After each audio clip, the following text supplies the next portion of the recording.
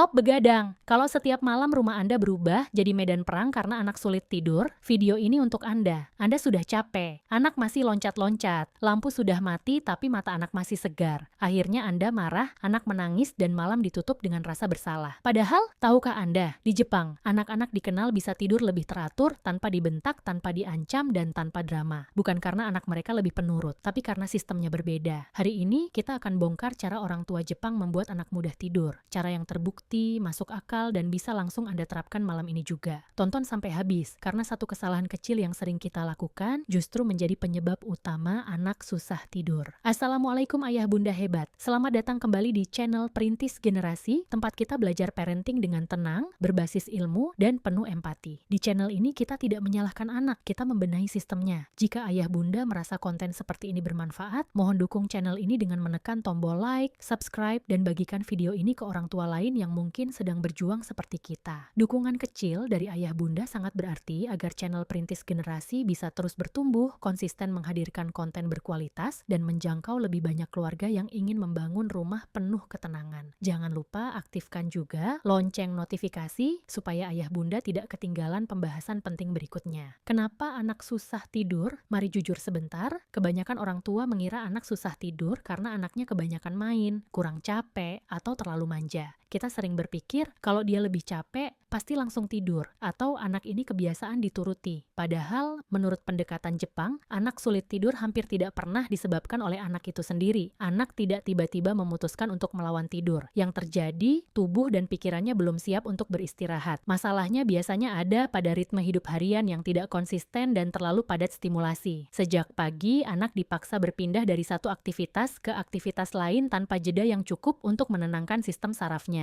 Akibatnya, ketika malam tiba, tubuhnya lelah, tetapi otaknya masih menyala. Orang tua Jepang memahami satu hal penting, tidur bukan peristiwa malam. Tidur adalah hasil kumulatif dari apa yang terjadi sejak pagi hingga sore hari. Bagaimana anak bangun, bagaimana ia makan, bermain, berinteraksi, beristirahat, hingga bagaimana suasana rumah menjelang malam. Semua itu menentukan kualitas tidurnya. Karena itulah, Jepang sangat disiplin bukan dalam memaksa anak tidur, melainkan dalam menjaga ritme hidup anak setiap hari. Ritme yang konsisten membuat tubuh anak belajar mengenali kapan saatnya aktif dan kapan saatnya berhenti. Tanpa bentakan, tanpa ancaman, dan tanpa drama setiap malam. Dan ketika ritme ini sudah terbentuk, tidur bukan lagi sesuatu yang harus diperjuangkan, melainkan sesuatu yang terjadi secara alami. Prinsip utama Jepang, ritme bukan paksaan. Orang tua Jepang hampir tidak pernah bertanya, kenapa kamu belum ngantuk? Karena bagi mereka, pertanyaan itu datang terlalu terlambat saat malam tiba dan anak belum bisa tidur. Itu bukan masalah yang muncul tiba-tiba, melainkan hasil dari satu hari penuh yang ritmenya tidak selaras. Yang mereka tanyakan justru, apakah ritme harinya sudah benar? Pertanyaan ini mengubah cara pandang secara total. Fokusnya bukan pada menyalahkan anak di malam hari, tetapi pada mengevaluasi alur hidup anak sejak pagi. Apakah anak bangun di waktu yang konsisten? Apakah ia mendapatkan cukup aktivitas fisik, cukup cahaya matahari, cukup waktu tenang, dan cukup rasa aman secara emosional? Orang tua Jepang memahami bahwa tubuh anak bekerja seperti jam biologis yang sangat peka. Jika jam ini terus-menerus digeser, dipercepat, atau dipaksa mengikuti keinginan orang dewasa, tubuh anak akan kehilangan sinyal alami kapan harus aktif dan kapan harus beristirahat. Karena itu, alih-alih menunggu anak mengantuk lalu memaksanya tidur, mereka membangun sistem harian yang secara alami mengantar anak menuju tidur. Sistem ini tidak rumit, tidak mahal, tidak membutuhkan alat khusus, namun dijaga dengan konsistensi yang tinggi. Dan sistem itulah yang bertumpu pada 3 pilar utama. 3 pilar sederhana, tapi jika salah satu diabaikan, tidur anak akan kembali menjadi perjuangan setiap malam. Mari kita bahas satu persatu. Pilar 1, jam biologis anak tidak boleh dikacau. Salah satu rahasia paling penting dalam pola asuh Jepang yang membuat anak mudah tidur adalah menjaga jam biologis anak tetap konsisten setiap hari, bahkan saat akhir pekan. Jam biologis di sini bukan sekadar jam yang kaku atau angka di jam dinding, melainkan ritme alami tubuh anak yang secara otomatis memberi sinyal kapan waktunya aktif dan kapan waktunya beristirahat. Di Jepang, mereka memahami bahwa jam biologis anak sangat peka terhadap perubahan jadwal. Jadi mereka menjaga supaya jam ini tetap stabil dan bisa diprediksi oleh tubuh anak. Kalau kita lihat di rumah-rumah biasa, seringkali jadwal tidur anak justru berantakan. Hari ini anak tidur jam 9 malam, besoknya jam 11 malam, lusa malah ketiduran di sofa jam 7 malam. Malamnya jadi melek dan sulit tidur. Situasi seperti ini membuat tubuh anak bingung karena sinyal untuk tidur dan bangun terus berubah-ubah. Akibatnya, anak sulit tidur nyenyak, gampang rewel, dan bahkan pola makannya bisa terganggu. Nah, di Jepang, mereka punya pendekatan yang sangat sistematis dan penuh perhatian untuk menjaga jam biologis ini. Misalnya, jika anak biasa tidur jam 8 malam, maka rutinitas menjelang tidur sudah dimulai jauh sebelum itu. Jam 6 sore, aktivitas anak mulai diturunkan. Misalnya, permainan yang terlalu aktif atau menonton layar diganti dengan aktivitas yang lebih tenang, seperti membaca buku bersama atau mendengarkan musik lembut. Jam 7 malam, lampu rumah mulai diredupkan untuk memberi sinyal alami kepada otak bahwa malam mulai tiba. Ini membantu memicu hormon melatonin yang penting untuk tidur. Jam 7.30 malam, anak sudah dibawa ke rutinitas tidur seperti gosok gigi, mengenakan piyama, dan cerita sebelum tidur. Yang penting di sini bukan mendadak menyuruh anak tidur, tapi membawa anak secara perlahan menuju tidur dengan langkah-langkah yang konsisten dan lembut. Karena dengan begitu, tubuh anak belajar mengenali pola harian dan secara alami mengatur ritme tidur dan bangunnya. Sehingga anak bisa tidur dengan nyaman dan bangun dengan segar tanpa harus menangis atau rewel di malam hari. Ini bukan sekadar soal disiplin, tapi soal memahami bagaimana tubuh dan otak anak bekerja. Dan saat orang tua bisa menyelaraskan ritme harian anak dengan jam biologisnya, tidur malam yang berkualitas pun menjadi hadiah alami yang didapat setiap hari. Pilar 2, transisi tenang, ini yang sering terlewat. Ini adalah salah satu pilar yang sering banget kita lewatkan, tapi justru sangat krusial dalam membantu anak cepat dan nyaman tidur. Kesalahan fatal yang kerap dilakukan banyak orang tua adalah anak masih aktif berlarian, main gadget, atau menonton video dengan suara keras dan cahaya terang, lalu tiba-tiba disuruh tidur. Bayangkan otak anak yang sedang bersemangat dan penuh energi itu tiba-tiba diminta mati total dan langsung tidur. Tidak heran kalau anak malah melawan atau kesulitan menenangkan diri. Di Jepang, mereka sangat paham bahwa tidur bukan hanya soal waktunya berbaring di kasur saja, tapi proses yang harus dimulai jauh sebelumnya. Maka dari itu, 1 jam sebelum tidur secara konsisten dijalankan yang mereka sebut sebagai quiet hour atau jam tenang. Selama jam ini tidak ada layar gadget yang menyala, suara keras atau musik yang memekakkan telinga, atau permainan kasar yang bikin anak makin aktif dan sulit turun energinya. Sebaliknya, suasana dibuat sangat tenang dan nyaman dengan aktivitas yang lembut dan menenangkan seperti mandi air hangat yang bisa membantu melemaskan otot dan menenangkan tubuh. Membaca buku bersama yang sekaligus mempererat ikatan dan menurunkan detak jantung anak, membereskan mainan sebagai tanda bahwa aktivitas hari sudah hampir selesai,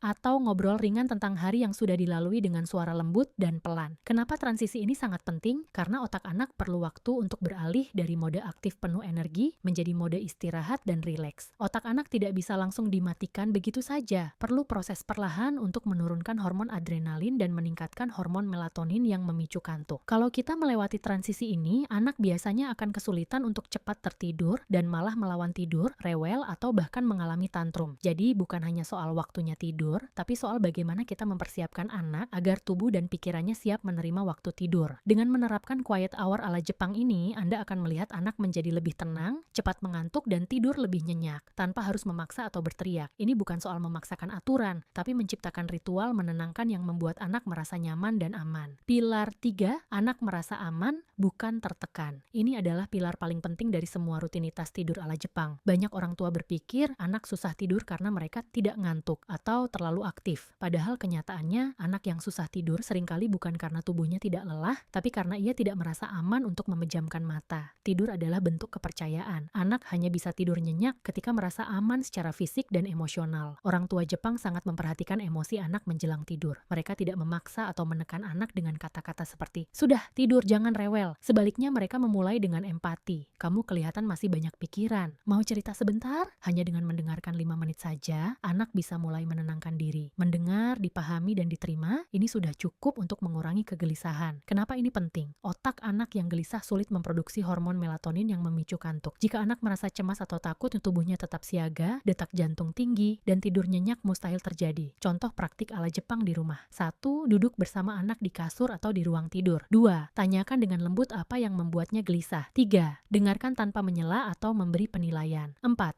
Jika anak sudah bercerita, peluk atau tepuk punggungnya sebentar sebagai tanda aman. 5. Setelah itu, lanjutkan rutinitas tidur. quiet hour, lampu redup, dan sebagainya. Dengan cara ini anak tidak takut tidur. Malahan ia akan menantikan momen tidur karena merasa aman, nyaman, dan dicintai. Intinya, tidur bukan hukuman atau kewajiban, tapi hadiah dari rasa aman dan perhatian orang tua. Oke, ayah bunda hebat. Sekarang kita rangkum semua yang sudah kita bahas tadi menjadi langkah-langkah sederhana yang bisa langsung dicoba malam ini. 1.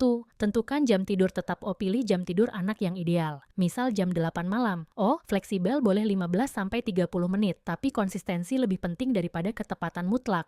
Tubuh anak akan mulai mengenali ini waktunya tidur sehingga kantuk datang alami. 2. 1 jam sebelum tidur, turunkan ritme rumah. Ini yang di Jepang disebut quiet hour. Tidak ada lari-larian, permainan kasar, atau suara keras. Gunakan waktu ini untuk mandi air hangat, membaca buku, atau ngobrol ringan. 3. Matikan semua layar termasuk TV, tablet, dan ponsel orang tua. Cahaya biru dari layar mengirim sinyal ke otak anak. Hei, tetap bangun. Kalau orang tua ikut matikan layar, anak akan lebih mudah meniru. 4. Lakukan rutinitas yang sama setiap malam. Sama seperti ritual mandi, gosok gigi, baca buku, pelukan, dan doa. Konsistensi ritual memberi sinyal kuat ke otak anak. Sekarang waktunya istirahat. 5. Jika anak belum tidur, jangan marah. Duduklah di dekatnya, temani, dan tenangkan tanpa menekan.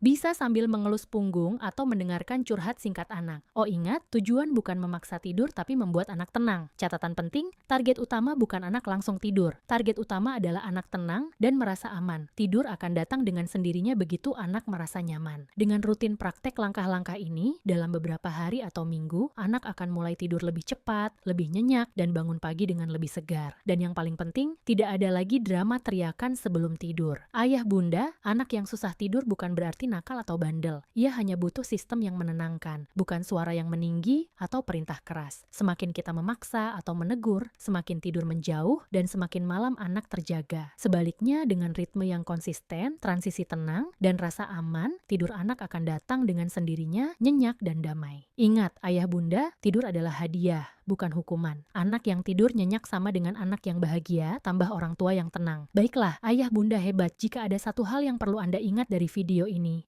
pesannya. Tidur yang nyenyak bukan hasil paksaan, tapi hasil rasa aman dan ritme yang tepat. Cara Jepang ini bukan sulap. Ia bekerja karena konsisten, tenang, dan penuh hormat pada kebutuhan anak. Sekarang saya ingin bertanya ke Anda, masalah tidur apa yang paling sering terjadi di rumah Anda? Sulit tidur malam, sering terbangun, atau susah tidur siang? Tulis di kolom komentar. Dengan berbagi, Anda tidak sendiri dan Anda membantu orang tua lain yang sedang berjuang. Jika video ini bermanfaat, silakan like, subscribe, dan bagikan ke orang tua lain yang sering begadang karena anak sulit tidur. Terima kasih sudah menonton sampai akhir. Saya bangga pada Anda yang memilih belajar, bukan marah. Sampai jumpa di video berikutnya dan selamat menikmati malam yang lebih tenang di rumah Anda.